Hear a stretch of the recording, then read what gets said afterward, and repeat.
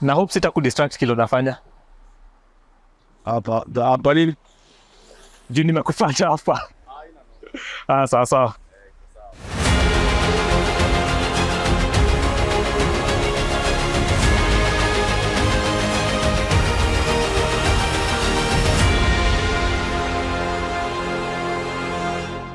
This episode is sponsored by Carhoot. Save over 65,000 shillings by importing your car and having it delivered in 6 weeks. You also get a 70-point inspection and a 6-month warranty on engine and gearbox issues.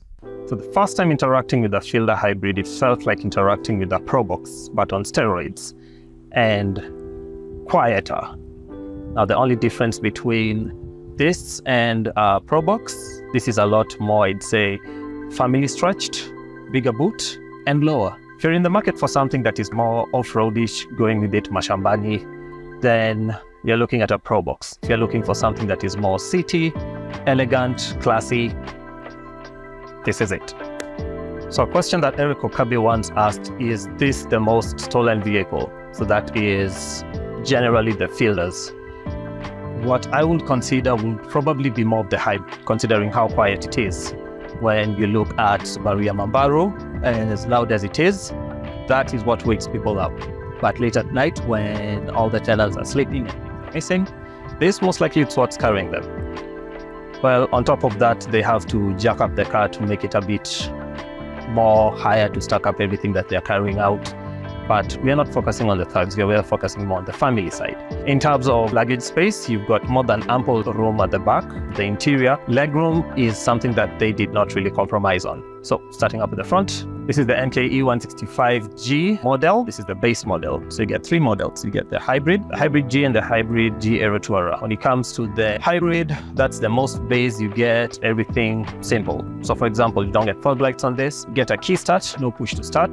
The headlights are all just standard. However, you do get adaptive headlights. 2 things that they did announce about the car is, first of all, a quiet ride when you're on the inside, which is one of the focuses.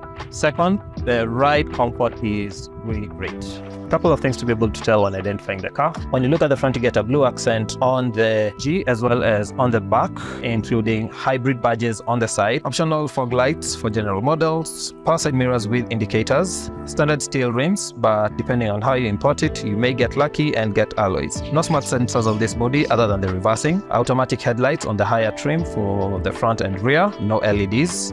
The Fielder Hybrid runs on a 1MZ FXE 150cc engine, and that's also used on a Probox as well, just an FYI. According to the Toyota press release, it has a 1.5-litre Atkinson cycle 4-cylinder engine that develops 74 horsepower and 81 pound-feet of torque, backed up by an electric motor that has a maximum output of 61 horsepower and 124 pound-feet of torque.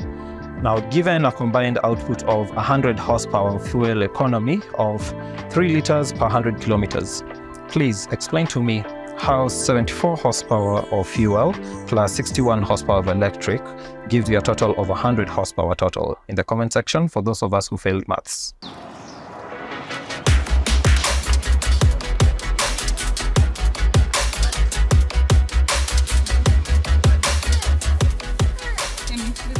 In terms of the interior, the car is quite simple, quite a lot of space when you're moving forward as well as back, fully manual reclining and also movements. You have enough headroom to the top. The steering wheel is not telescopic, but you can move it up and down. Material-wise, this is mostly just plastic, but it has a carbon fiber look and feel to it. Now, the steering wheel, it looks as though there are supposed to be paddle shifts on it. However, I realized when it came to designing it, they made it to be easy so that you can be able to see what is on the stick. If you get the higher trim, you have the media controls, but the lower trim does not have it. You do have controls for the 4.2-inch display on the cluster. The information cluster is all in Japanese, so if you do know someone who has access to the translation system, plug the name in the comment section so others can be able to find it useful. On the cluster, you get quite a number of details. Starting off with the rev meter on the left, you have the EV light on, as well as when you do switch on to EV mode, eco mode for consumption, the speedometer by default. On the 4.2-inch cluster, there are a range of options. You can be able to see how the car is performing in terms of kilometers that you've been able to spend, your average speed, and also distance left between EV mode and fuel mode as well. What I do love about this cluster is the animation when the battery is charging as you're braking and also as you're driving. Another feature I love about it is you can be able to indicate on the cluster how much it is that fuel costs, and it can be able to show you roughly how much it is that you're spending. So right now on this particular car, I've been driving an average of 30 kilometers per liter. Some people drive on an average of around 18 kilometers per liter, but it all depends on your driving style. Considering how old this car is, it does also show you a ranking of the first, second, and the third best times that you've driven. On this car, it shows the best someone did was 94.4 kilometers per liter. It's a lie. Actually, no, 99.9 kilometers per liter was their personal best in 2017. It's a lie. There's no car that goes 99.9 kilometers per liter. Or is there? On the center console, you do have your hard plastic vents, hard to brake, your infotainment system, most likely coming in Japanese. Aircon, it's a single zone unit, so that means everybody gets to enjoy what everybody is using. There is this button written Nano. This is a function that Toyota mentioned. It helps to spread droplets in the air conditioner to reduce the amount of pollen in the air. In terms of storage, you get quite a number of storage options. Only downside is considering that this is a wagon. One would expect that the door bins will be big enough for at least a liter bottle of water. This is only big enough for probably half a liter of water. On the side of the door, that is space as well. You can be able to put stuff there. There's a coin holder next to the steering wheel. I don't know who uses coins these days other than to scratch tokens. Airtime tokens. In terms of storage, on the center, you get a divider for the cups as well as additional storage. You can put in your phone and the rest. Gear shift, this is an electronic CVT. So no sport mode, considering it's also a hybrid. The seats are all heated. As you've noticed, the seats are fabric, not leather. But the heated functionality does come in handy, particularly for people who live in cold areas like Kinalimuru. There is an eco mode button, an EV mode button, and a traction control. And then there's this button for music. Not so sure exactly what it does. When I did talk to the owner, he did mention that when you arrive home and you've got loud music playing and you open the door, the volume goes down so that you don't disturb the neighbors. That's option one. Possibility two is considering how quiet the car is, you can barely know whether it's on or off. And when you're driving and the pedestrians are around, they do need to know that there is a car around. Hybrids and EVs tend to be really quiet. Probably that's the volume, that's the on-off button for that sound. Actually,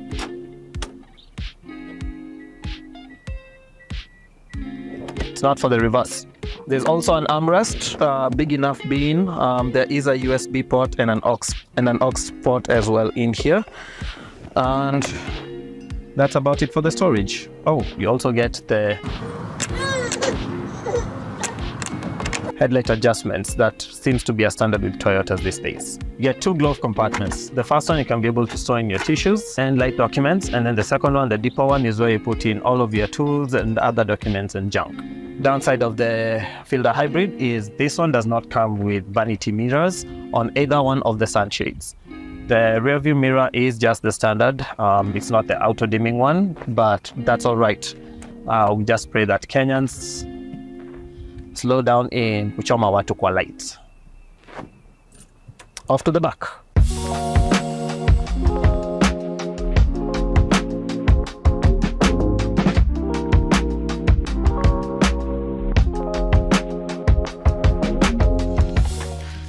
In the back, you do get plenty of space. The door doesn't open completely, but it's enough room to be able to put in your child seat. Enough headroom for the people who are on the sides, and legroom as well. So I'm 5'7", but I still have space over here.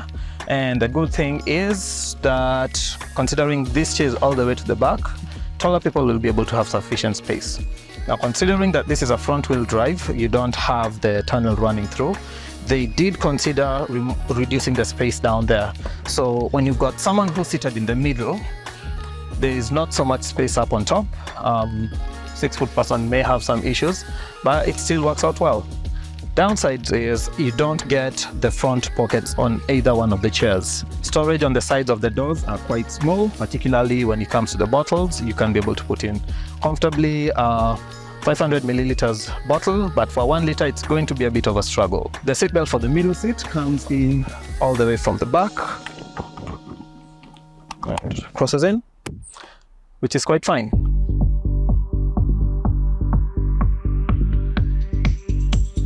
The trunk is hand operated without the partitions. You can see that the chairs are at a 70-30 split. Be able to open it, you unlatch from that side, and you're able to drop the chairs down. There's 407 liters with the seats up and 872 liters when the seats are down.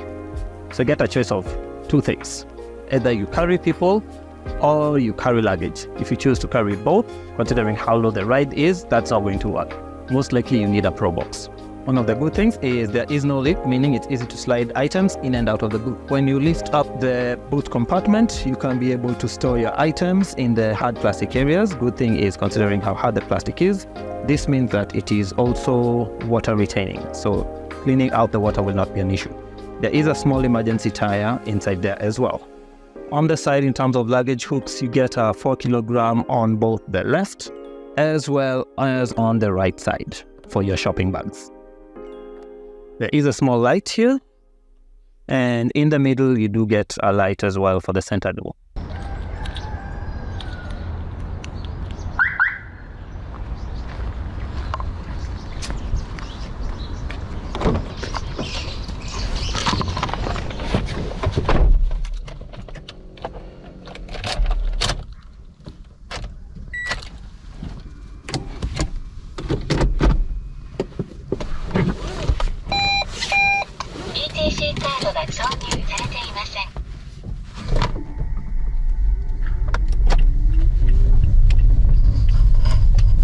So driving experiences with a Fielder isn't really something to write home about. It feels like any other normal car, but with a couple of twists to it. So the one thing that definitely does stand out is when you get to driving it, and right now I'm on the engine mode, normal engine mode, but when it gets to the EV mode, it's really quiet, almost dead silent. You do get an electrical CVT gear, so no paddle shifts, no sport mode. You just get to put your foot down and feel the power of this front wheel drive car. You can really tell that when they mentioned in their press release that one of their core focus points was soundproofing the car, making sure it's as quiet as possible. They got it right. So here we are at traffic jam. The sound you're hearing is the sound of the air conditioner. So when I put it off, it's almost like the car is off. This is with the windows up. That is with the windows down. Fuel consumption wise, they did mention that it does an average of 33.3 kilometers per liter. Most people that I've been reading up on claim that they're getting an average of around 18 or so. As you're driving right now as we speak, I currently have 18 kilometers per liter. Toyota really did well when it came to designing this hybrid engine. I'm looking right now at the EV charge. I was at about 5%, which is probably 20 minutes ago. And right now I'm at 59%. EV mode is on, Eco mode is on, and I've got 5.2 kilometers worth of distance on the EV mode. And for fuel, fuel is a bit low, but it's still doing the job. Kenyans running the red lights.